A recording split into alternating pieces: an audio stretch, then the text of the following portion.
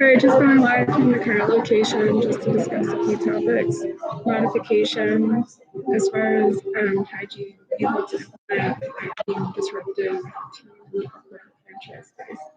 There are some characteristics and attributes that may be somewhat accurate, but for the most part, this is still a distorted image. So as far as when I see this reflection, because I see this reflection in every mirror and window pane, the weight is grossly inaccurate, right? There might be some freezes of a photo that might show a little more accuracy, but are still grossly distorted, if important to mention. As far as torture tactics and bodily harm and mutilation that someone inflicted on me, and the standards that I have for my aesthetic, if I can't see the correct shape of the dimensions of my face, I don't style my hair. So like for me right now, this, like, I don't know, might work, maybe. But since I can't really gauge in a 360 of every aspect of a 360, I wouldn't unnecessarily risk, not lack of flattery, but I would not, if I can't verify that I approve of the aesthetic, then I don't implement the aesthetic. My eyelashes and eyebrows are the only aesthetic, and cleansing my face, moisturizing my face, attempting to contour that's our technology science for the actual, how do I say it, liquid or clay-like substance. That's our technology, the palettes, the chemistry to make that a soluble, and the viscosity, all of those components. That's our technology. Labeling and packaging, that's our technology. And then lighting, mirrors, creating fine and gross motor skills, tools for eyelashes, for example, like an eyebrow pencil or brush, eyelash applicator. That's our technology, where people are gripping on the wand. That's our technology. The angle to get the extension of your lashes based off of a flat mirror or a paneled mirror, which is half of a 360, right? That's all of our technology. One of my brothers might have some of our impromptu prototypes of how we were working with the size of the room and then building up and then out. And we had different examples of dimension, if that's the best way to say that. So as far as razors, we did have concerns about the disposable razors. That's our technology too. Don't want to press. Right, so I don't know if that's how they tried to fuse and cancel out what we created. But there's a strip on one of my shins that's like 4 to 6 inches, 2 to 4 to 6 inches long. Someone tried to skin my left shin. So as far as Matt Tiedemann, and I don't know if that's actually his authentic name, and hypothetically that his biological dad, which means he's one of my biological dads, but we don't really want to say that, right? The woman that he's with, and the rumors about Francesca Cupo, that's her maiden name, who claims to be Italian, and Tiedemann claims to be Italian. Sometimes people expect a vowel on the end of every Italian surname, last name. Her and the stepmom would bond over their body composition. They both had a rare set of legs. And there's, do I say that's not true? Right, that's not true. So Francesca, that's my brother, and I don't think that, in my humble opinion, I don't want him in a relationship with Francesca. So whatever, he makes his own choices, but whatever the rumors were, I almost wouldn't have had, I don't know if I would have even had to have heard the rumors to have a similar perspective. I don't think that she's good enough for him. Now, how she looks, and Frankie and her twin sister, and their mom, and their aunt. Their aunts and their mom, their sisters, and then her best friend, their mom's best friend, is like her twin. And that happens in our genetics. There are people that are like cousins and they're like siblings, that's like part of our genetics sometimes. So either you're an identical or fraternal twin, and if you're a fraternal twin with your siblings through your primary biological parents, and you might have a cousin that's like your identical twin, if that's the best way to say that. So Frankie and Jesse's biological mom had a friend like that they actually grew up with, not knowing. They knew something was different, but nobody was acknowledging it. And they were affected. Both of them were very severely affected. It wasn't that she wasn't significant or not incredible or awesome, whatever. She just wasn't their mom.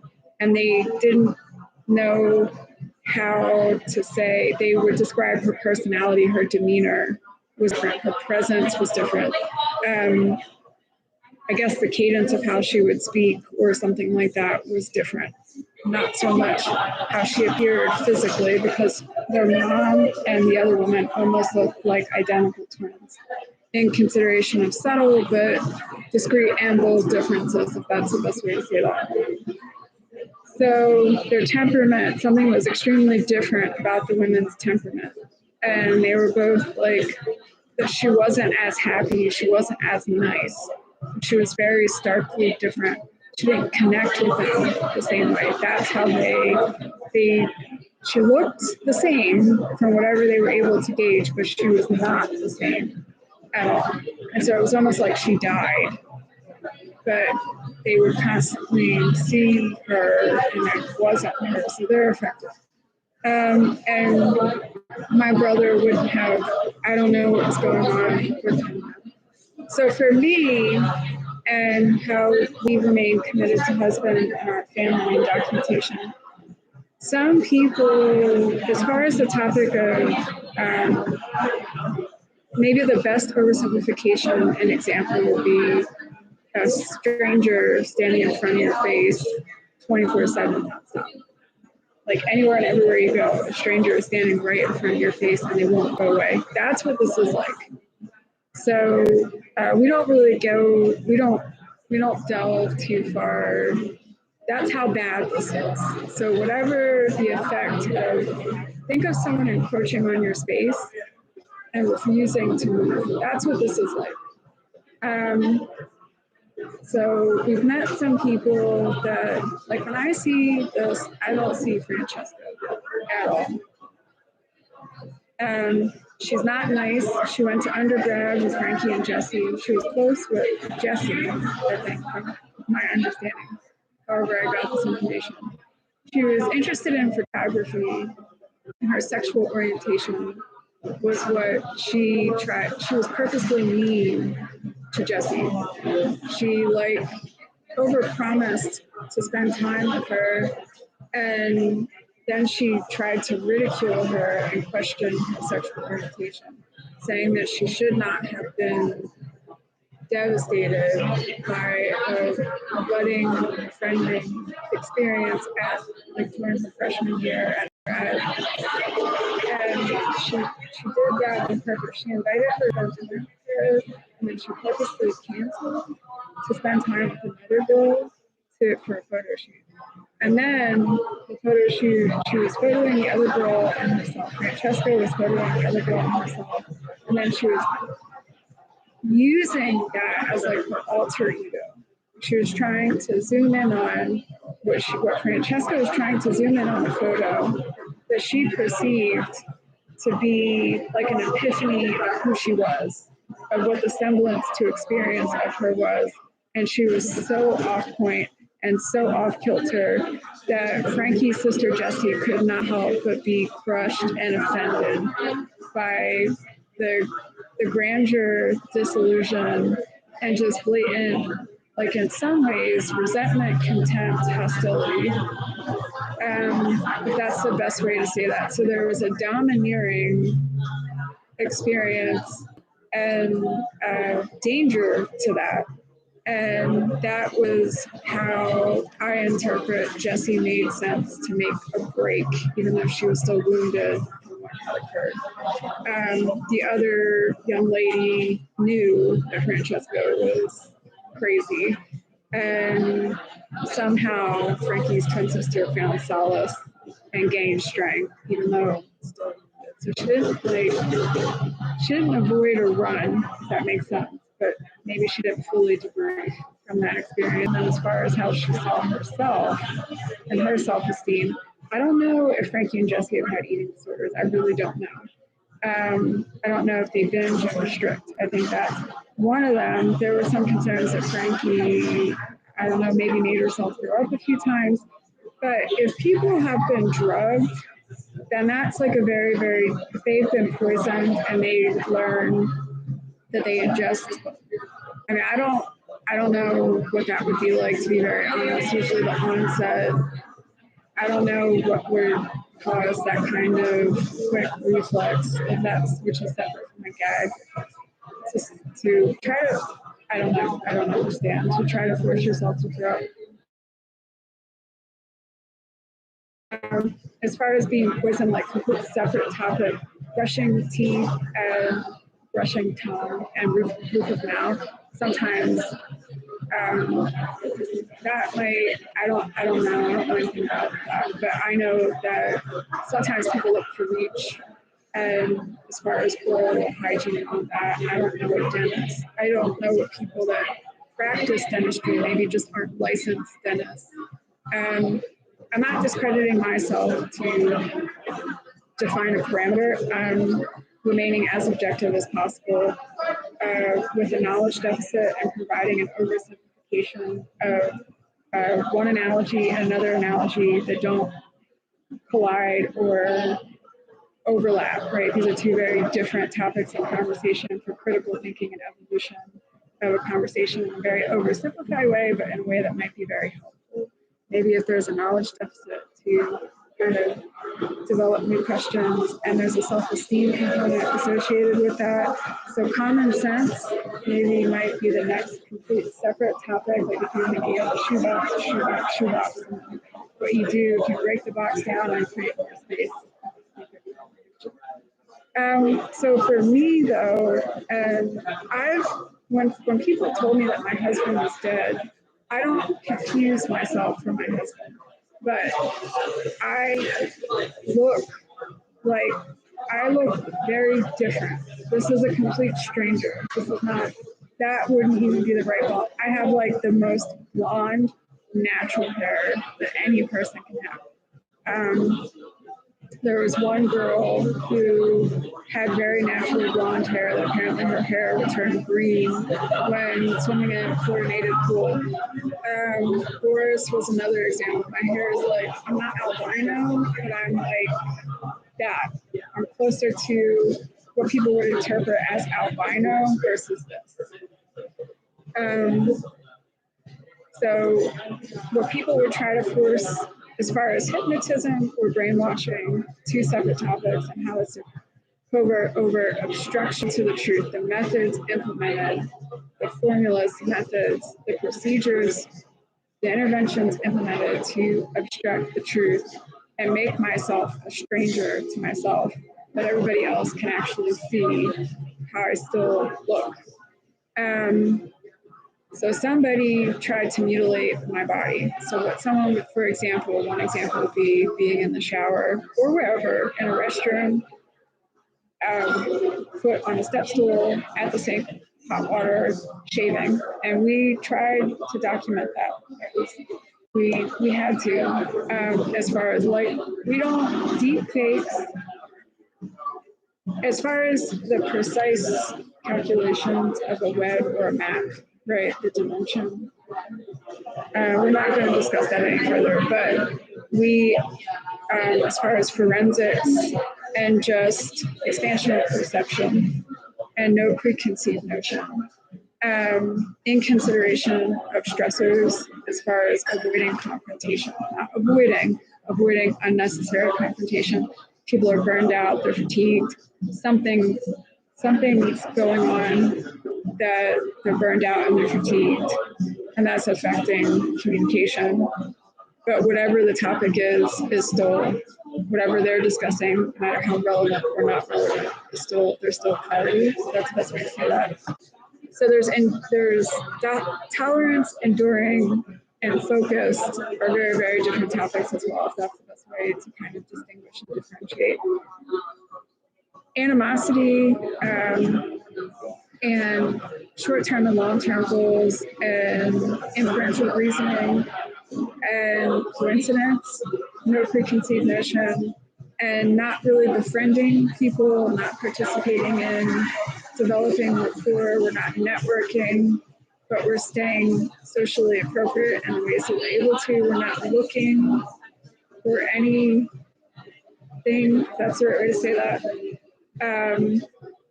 But staying adapt to stranger dangers, maybe the best way to say that, and burnout, fatigue, and just understanding there's a lifestyle associated with each and every person. It's a stranger that chooses to be homeless, that they are extremely dangerous. So dangerous in a way that people would maybe not be able to get rest, kind of dangerous. So the couple that's been there since Terry and Kevin left, they overlapped. They arrived before Terry and Kevin left, maybe, and or they arrived right when they left. I don't know if they know each other, but they're not nice.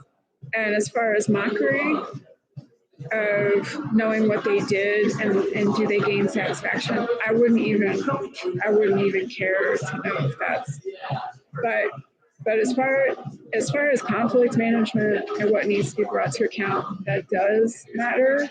But we are at the larger picture of we have to stay focused. So this is really, really very bad. It is very true.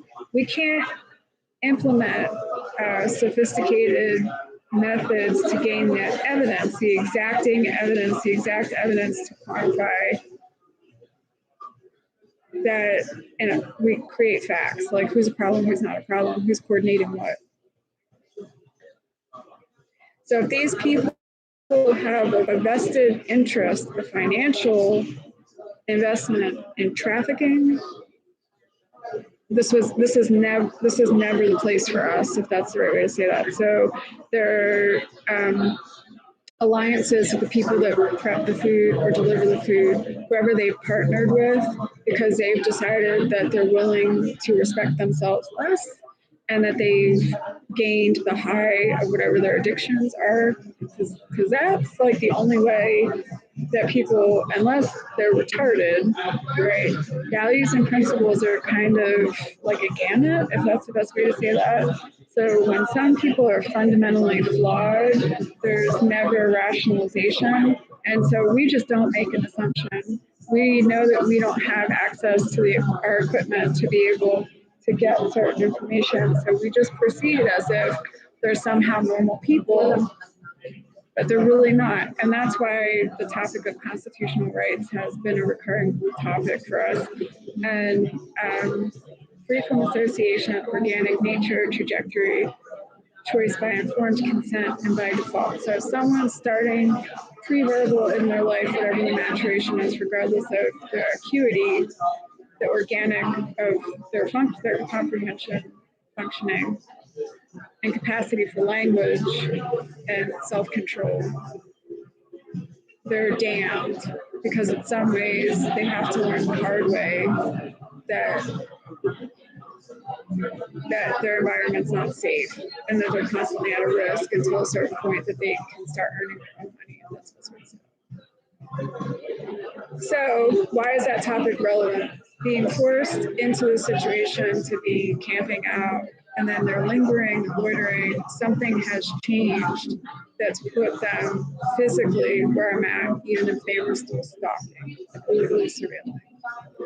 And the bottom line is always money, but their business model is barbaric and is sociopathic, psychopathic, if that's supposed to be to say that. And I would never emulate an aesthetic that would be similar. So I'm not saying that that's why I don't comb my hair or use more than one scrunchie to put my hair in a high, tight bun. Sometimes I'm just pacing myself, and that's usually related, and that's all. That's the best way to say that. I'm not attending any events. I understand that being physically covered and all of that really does matter because I am a girl. I like to take care of myself. I love aesthetics. I really do. But I always check in with my husband. We're always coordinating and staying on the same page. And that's how we're independent and bonded and committed to each other. That's one example of enjoying our time together. That's what we see that. So we genuinely respect and enjoy each other in that way and are inspired by each other.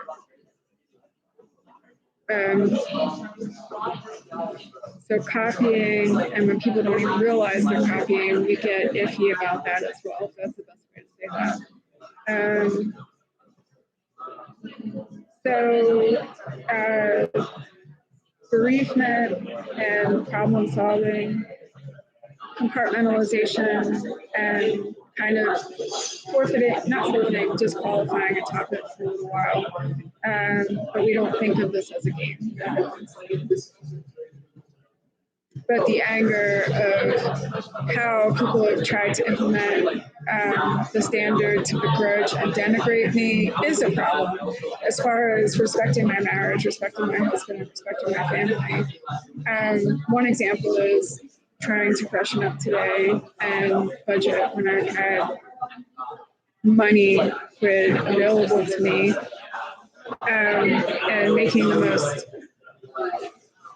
ensuring that we're sustaining for as long as possible, and the disposable razor breaks, and just clustering our time management and prioritization, trying to get everything together because people rush the restrooms all the time because they don't respect our boundaries. This is just a very horrible, violent situation. And then I don't really necessarily want too much body hair on certain parts of my body, but I'm finally able, once a week or once every other week, to freshen up. Then the animosity component of people trying to break me down and try to force the standard of, I don't know, forcing their fill, I guess. I don't know, but they're the fatigue of, oh, the razor doesn't work, I just got this all done. Now I know, just check before I go and get my stuff ready. Just check to make sure that everything's intact. That way, my time, I'm being respectful of my time and my commitment to my husband, and to myself, and to my family. But that hadn't really been an issue before. There was a few instances where we were concerned that maybe the disposable razor we only had one razor, and we were able to get 4 razors, a pack of disposable razors. That's another topic. People keep looking to code something. And as I mentioned before, they'll talk about me right in front of my face. So that couple referencing getting a check, that is not my husband. And they will never, ever receive any cash payment, quick payment, because of our work, ever. They're that disgusting. They're that repugnant. They're that indignant is true. Yes. But the shock value of that's not possible. Are you kidding? But somehow they've been able to embezzle, not just them. I think the hypothetical count was up to 900 fake accounts from our earnings. So, and our identity. So they're pathetic, but they've been able to get away with whatever they've been able to get away with because of people like Diana and Hillary. And that's the harsh truth and reality. So the images they put forward for Hillary or for Hitler are Diana. And so as far as Diana's sexual orientation and her criminology, I can't discuss that any further. But for people to we at the cafe, the other cafe, between May and June, people are trying to cause amnesia. You know, like that's the reality of the situation. So you sit on the sideline and you think you got to one up on someone, but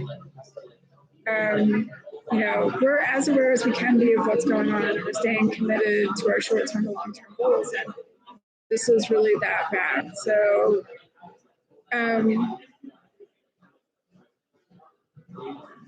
we don't waste our time on that. But then the response from the woman that approached me, first there was permission. I'm the owner, so no one can ban me from what I own. Do you understand? So there's a lot that has to be managed. Colin is part of the problem. I'm sorry to my brother, but I don't see that being viable.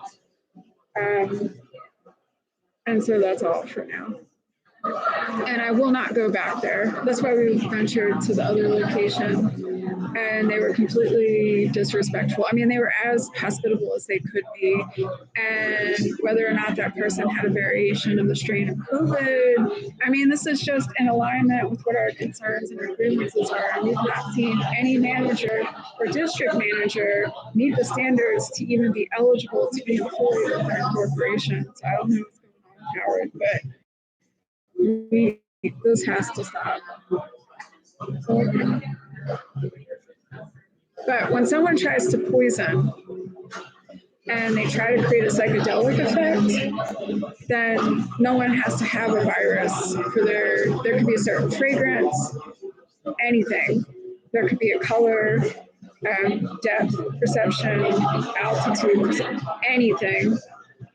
Called anything textile. That's how bad this is. So like McBride didn't understand that, and that was a problem. So I don't know. As far as work in psychology and the malpractice, I don't know.